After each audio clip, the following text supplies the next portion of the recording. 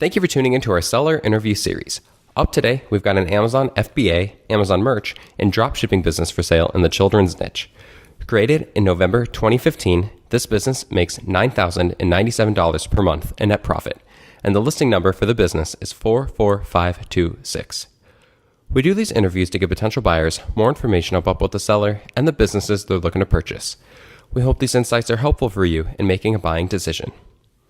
We've got the seller with us today to go through the business and cover everything from niche selection to traffic and monetization. Joseph, how are you doing today? Man, I'm doing awesome, Jake. Awesome. Well, I'm very happy to have you on with me today. You mentioned this before. Correct me if I'm wrong. You're coming at me today from the UK? No, so I'm actually coming from Texas, Dallas, Texas. I was just so far off. My friend who's in Texas with me is from the UK. Oh, okay. I knew I heard UK somewhere. Well, thank you for coming at me from Texas. And I'm in Vietnam currently, so just talking across the Pacific Ocean. That's a really cool thing. That is super awesome.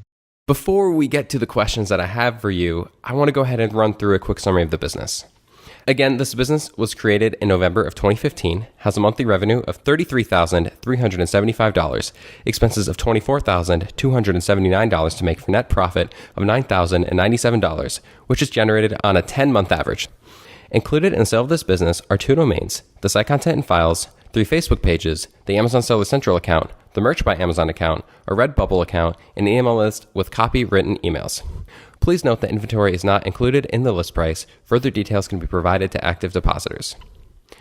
Joseph, so can you just kind of give us a little bit about your background in building and running online businesses? Yeah, man. So I'll start from a really beginning part. I'll make it quick. I actually graduated from college, like literally introverted as hell, not knowing any idea of what I wanted to do in life. And I just felt so lost, but I felt like I was meant for something more. And then I got into self-development and all these other things. And it just led up to 2 years ago, 2 and something years ago, 2 years and like 5 months, hiring a coach for Amazon wholesale. And that's where I have my exclusive wholesale agreement deal with Kettler. And it's just a beautiful relationship. I keep that still. Like I started that journey and he really handheld me to really show me and guide me through this journey of entrepreneurship. And it's led to so much more, man. It's led to like really expensive self-dev stuff and really discovering what I'm meant for, as well as just being able to hang around some amazing e-commerce people. Awesome. So as you said, you've met a lot of awesome people and it's been a great experience growing this business. So why have you decided to sell it today? It's funny because I think that is such like, I always get asked that. And the reality is like in the journey of entrepreneurship, you discover yourself. It's more than just the money in the end, right? And it becomes something where you're like, man, what am I meant for on this earth? What is my purpose? What is my calling? And as I delve into that, there's a program called Wake Up Warrior. It's 40 grand for 90 days. And within it, there's something called the Soul Purpose Blueprint. And basically, it was a opening of discovery. Like I already knew my strengths and my gifts, but it reopened up what my purpose is. And I was like, man, you have to do something that's related to people. And as I looked at my business, like I hated just working on it because I was like, dude, you're not passionate about this. This doesn't involve people. And I was like, dude, you're going to burn this to the ground if you like just decide to not add people into this and you like continue along this path without any people in it. And so as I discovered that, I was like, dude, you need to shift gears.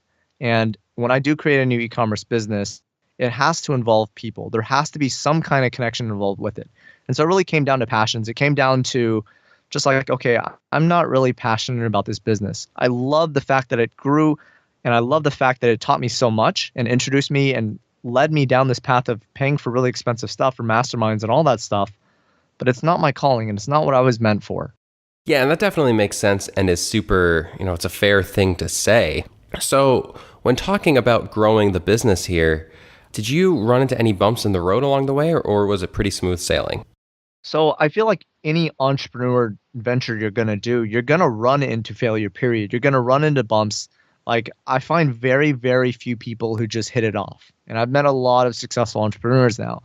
Yes, there was a lot of bumps within it, right? There was like trying Facebook and being like, man, how do I get this to work? How do I build an audience to engage us further? And there's so many ways to grow a business, man, from affiliates to, which is what I would recommend, to expanding it to the EU, like all these other surefire ways. And there was definitely bumps within that. Yeah, and it's a really interesting thing to talk about here because, you've had pretty, the word I want to use would be level. It's been a pretty level revenue for the business over the last year, excluding a big spike in December. So because I'm in toys and games, right, it's going to be a huge jump every December, I think, every Christmas season. Mm-hmm. So do you feel like the rest of the year is pretty maxed out, or are there ways to grow the rest of the year to try to match the holiday season? So I think if I was to really be super passionate about this business again, I would immediately list on the EU. I already have that open. Walmart and Wayfair have both contacted me to sign up with them. I would definitely do that, especially to prepare for Christmas. I actually hate paperwork to an extreme degree. Probably should have outsourced that, to be honest. So I never signed up for them, but that was a dumb move. It would have been free revenue. It would have been so easy to integrate. And then on top of that, I would hit affiliates really hard. If I was to grow this business, I would just hit that hard. I'd hire a VA and get them to hit influencers for me to be able to sell this in a super cheap, cost-effective way to grow the business. And I'd launch some more toys. Why not? I mean, if you have more things to sell, it makes sense to say that you'll make more sales. For sure. Definitely. With those methods, you will. How much time would you say, how many hours per week would you say you're putting into the business? So the only things that you really need to do for this business is, yes, you need to check PPC maybe once a week for 15 minutes max. It's not that time intensive. On top of that, at the end of the month, I do something for fun just to see my profit and loss. I do that. I also, when I feel like I need a reorder, I basically just make a pivot table, import all the data from Excel, from Amazon. I import it to my Excel sheet, which has a pivot table, and it shows me what the monthly sales are, and that way I can reorder before. This is actually a process I made because you have to have visibility in your reordering. And so other than that, I have not spent that time to actually grow the business because I've lost my passion with it. And it's running just fine, but it's not growing in the way that it should if someone would actually invest the time in it. And when exactly would you say you dropped off in terms of the passion? When did your efforts go down? So I actually used some massive discipline and willpower to continue driving this business forward, and it was draining me. This was around February, and I just spent that time, and it was killing me, man. I just was like, man, you do not care about this business. And I had to use so much of my willpower every single day and discipline and routines to be able to push it forward. And it was just like, dude, you really don't care about. I ended up hiring a copywriter. I exchanged time for my services, and she started writing copy. I started the back end of this, right? Pushing the business off of Amazon, trying to really obtain customer emails, which I think with any proper business you have to do. And so I actually forgot the question. What was the question again? The question was, when would you say your efforts dropped off? Oh, so yeah, I kind of answered that around February. I still pushed it to around March and April. And then I was just like, dude, I need to sell this. I need to not drain my energy and fulfillment from this. Mm-hmm. So the business has the three parts to it: the Amazon FBA, the Amazon merch, and the drop shipping part. Now, I know that the drop shipping part isn't as large as the Amazon side of things, but how does it split up between FBA and merch? I would say FBA crushes merch in terms of Christmas sales. But then when it comes to normal monthly thing, FBA and merch are near the same. Merch is very beautiful in the fact that it's just so passive, and the system is so simple to grow. I don't even know how to explain it. I think anybody not in merch is just wasting their free money. I really do believe that. It's just passive income. It's so easy to grow. It's just it's a no-brainer. You have trademarks on the brands, correct? Correct. Yes, I have two. One is active and the other is filed and pending. And so that has allowed you to have brand registry for one of the brands, correct? Correct. And I will be getting another for the other brand. Mm-hmm. What would you say that you do or have done in terms of marketing for the business?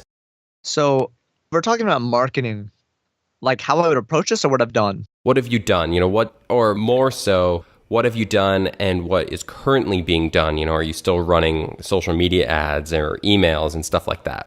So I spent the time to build contests, and what happens is, you get these returns and it has products that are somewhat valuable.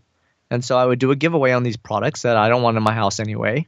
And you would collect emails from that with Facebook ads. It was great.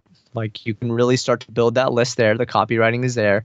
I spent the time to hire a really good copywriter to write and draft emails for the right audience. I also made a page. There's a few pages in this, Facebook pages. And I've started to run like ads and do like the content creation, because I think really taking a business off of Amazon is going to be very key. However, you can still, in a sense, use Amazon as a great platform. It's just I have this belief that you should do more than just Amazon. In terms of growing it as well, there's obviously the basic methods of PPC, marketing wise, and I think that's it. I feel like I'm missing something though. I mean, let's talk about future opportunities. And you and I were speaking before we got on this interview here, and you were telling me how one thing that you really want to get across to potential buyers is the belief you have that this business can grow. You believe in the brand, you believe in the products. Now, talking about growing the business, where do you see the opportunities? So I think, to be honest, any business can grow. But specifically for my brands, I feel like the best ways, the first thing is fill out the paperwork and get on Walmart. I can give the contacts for this. Get on Wayfair, one of the top drop shipping sites in the world. I think it is number one. And get on Amazon EU. I've been contacted by Amazon. They want to get me on. They've identified me as someone to get on. But I just hate paperwork. I hate signing up for all these other things. I don't want to do it, and because I don't care about the business. But if you're going to buy this business, you better not it shouldn't be someone who doesn't like that. And so hire a VA, do whatever. You need to grow this in that aspect. It's a free way to gain additional revenue and income. The others is after that first approach is done, influencer. It's such an easy game at this point where if you just hire a VA to go reach out to people and find the influencers of who would buy this stuff and get them to put their product and give them a commission. Do you feel that, you already mentioned growing outside of the US as an opportunity, signing that paperwork to get into Amazon EU and stuff like that. Do you feel like there are big opportunities marketing-wise to take advantage? I know that there are 3 Facebook pages associated with the business, but they're not terribly, and correct me if I'm wrong, but they're not terribly important for the business when, in terms of traffic. So they're not important at all. So yeah, with that said, do you feel like there are marketing opportunities? So for sure, when I talked about bumps and growth specifically, you to grow off of Amazon is a whole new game. And it probably isn't the best approach. That's why I didn't mention it in the initial growth when I said how to grow the business, right? You should leverage the current platform and other platforms and do what already works. So to take something off of Amazon, which I have insert cards. I actually got an email today that said, hey, I saw that you have an insert card within the product that said 20% off. I actually didn't set that up. That was a marketing thing that I forgot, by the way. But just in general, I definitely think you can market things off of Amazon. It's just, it won't be a smooth ride. And it's never the case for any brand. So you're going to have to understand who the right audience is and really be able to hit them hard with the right copy. Hit the right audience, find a way to capture the right audience and hit them with the right copywriting, which is writing to sell.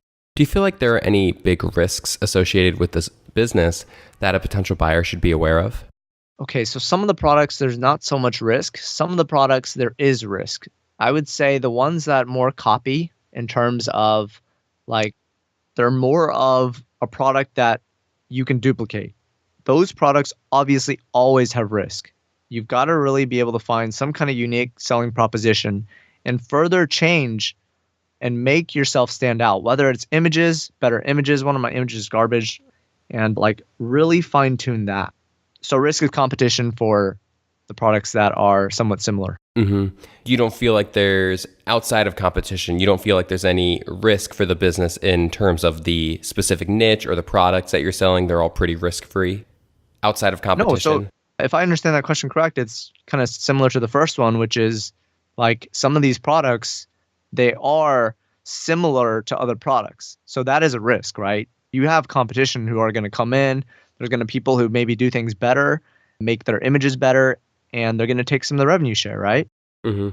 So you feel that competition is really the only risk? I guess this was the second question, but I didn't word it properly. Do you feel that competition is the only real risk that you see for this business? Ah, let's see. And the answer can be yes. I'm just, if, any No, I, skeletons I in the think closet. I think my mindset is more focused on like how do I grow this business? And so I don't really think about the risks that much. And I know there's that old what's his Michael something, the SWOT analysis and all this stuff. I think if you're gonna grow a business, you just need to innovate and focus on the growth, not focus on and I think risk is important to understand. But I think the biggest is just understanding that you have to innovate and create products that are unique. And so one of my products, actually maybe a few. So like let's say one of my products you can copy it, but I have like the most amazing supplier ever and the price has been dropped from $18 to $10.80. Like you cannot just come in and like get that kind of price. You got to put some volume into it. So there is backing with that I'm not really worried about the risk, if that makes sense. Totally. So I Absolutely would makes leave it as sense. competition for specific products within this brand that are very duplicatable. Sometimes you need suppliers who give you the advantage, whether it's pricing or something specific. You clearly have a lot of knowledge when it comes to this niche, the products, the business, the suppliers. Is there a big learning curve for a new owner? So obviously right now I haven't spent that much time growing it. And like I think if you leave it as is, it'll continue as is, right? And slowly competition will hit at it. If you just did nothing with this business, which I don't recommend. But if you want to grow it, any business is going to have a learning curve, period. You got to learn the logistics, even Flexport, which is my logistics provider. You got to do some simple understanding of, customs bonds. And it's not that complicated, but I would say there's definitely a learning curve. You have to understand logistics. You have to understand the packaging as you create new products. You have to understand the dimensions and the fees. You have to understand how to do PPC. And like there's some things that you do have to understand. You can't delegate something that you don't understand, right? So even if you took a VA who's already doing this, if you don't understand it, I think that's a very unwise business decision. And I think for sure that the learning curve it just takes some time, period. You don't have to learn that much. And so there is going to be a learning curve, but you still like you can't avoid that for anything. If you're going to buy any business, you need to understand it to some degree. Would you commit to a non-compete? I think that is a like something where you agree not to sell the same products. Yeah, and again, the terms could be specified between you and a Of buyer, course, but like I would not even touch anything that Mhm, I'm doing, right? So mhm, talking about FBA, of course I'm not going to sell the same product. Like that's a no-brainer. I don't mhm. want to get sued either. Awesome. How much support are you willing to offer a buyer during the transition period? I think so. I do coaching as well, man. And I think in the end, like, I'm going to get this buyer up to speed, but I'm not going to take on a very needy buyer who just wants like all your time. And they like, I will do my very best and I will spend a lot of time with this buyer to teach them and get them up to speed. But I'm not here to save someone. I'll give them the knowledge how to understand the business, how to continue the business, and how to grow the business. But I'm not there to, come in and handhold and like teach you exactly like some of it you just need like okay PPC here's a YouTube on it like here's how you would outsource it and I do care like I really want the buyer to grow this at the same time like I just need to set that frame of there's been people who have coached they just like they want all your time they want like you to save themselves and I'm not into that. I will do my very best though and I think more than other sellers to help my buyer get up to speed and get this to a business that is really running really well. The best case scenario is that someone comes along and offers 100% cash offer for the business. But if that didn't happen, are you open to negotiate on something like an earnout? Yeah, man. So I think in general, it's going to depend on the buyer, right? All of this is negotiable and it's something that the buyer this has to be win-win, right? And so whatever's win-win for the buyer and myself is a win for both of us. Awesome. And that's a fantastic answer. Joseph, I do have one final question for you. Before we get to that, I want to go ahead and run through the quick summary of the business again. Awesome. The business was built in November of 2015, has a monthly revenue of $33,375, expenses of $24,279 to make for a net profit of $9,097, which is generated on a 10-month average. Included in the sale of this business are 2 domains, site content and files, 3 Facebook pages, Amazon Seller Central account, Merch by Amazon account, Redbubble account, and email list with copywritten emails. Please note that inventory is not normally included in the list price. Further details can be provided to active depositors. Joseph, can you summarize a lot of what we spoke about and in your own words, give me your best 30-second pitch on why someone should purchase this business? Perfect. This I know. So first of all, this is a multiple stream business where you have Merch by Amazon, which is just an amazing passive business, which you have the blueprint laid out. You have the ability to contact me and be able to teach you the training of how to really grow this amazing opportunity of passive income. You can fully automate it. On top of that, you have the other stream of 2 different brands within FBA that are doing really well within the small growth period that they've had of short time where I've launched products and grown them. And to be able to have multiple streams as well as a lot of growth opportunity of getting it to Amazon EU, Walmart, Wayfair, these people have all reached out to me. I did not reach out to them. And so to have that as an immediate avenue for growth, and if someone has a passion in this, whether it's a passion in e-commerce or they just want to create a side income and they're willing to put in the time, this is for them. What's not for someone is if they just want to buy a business and just do nothing with it. I think that's a waste of your time and energy because every business is either growing or dying. Let's just be real here. That is the case for every single business. If you're buying a business, yes, Merch by Amazon is passive. And I think it will stay somewhat consistent. But if you wait 10 years, I guarantee you if you did nothing and you ignored it, your revenue is going to be cut, right? It's going to go down. That's just the reality of business. So if you're in this for just a fully passive business, I don't know if buying a business at all is right for you. So in general, you want to hit the areas that are growth. So that would be my idea of who should buy and why. Awesome. Joseph, thank you so much for the time today. I really do appreciate it. From Texas, not the UK, as some people were confused by. Your fault, man. Thank you so much, Joseph. Awesome. If you're watching this on YouTube, subscribe to our channel. And if you want more information, the link will be below the video that will take you to this marketplace listing. If you're watching this on the listing site and want more information, become a depositor today. When you make the deposit, one of our business advisors will be in contact with you, and you'll be given everything you need to review this business. Have a great day.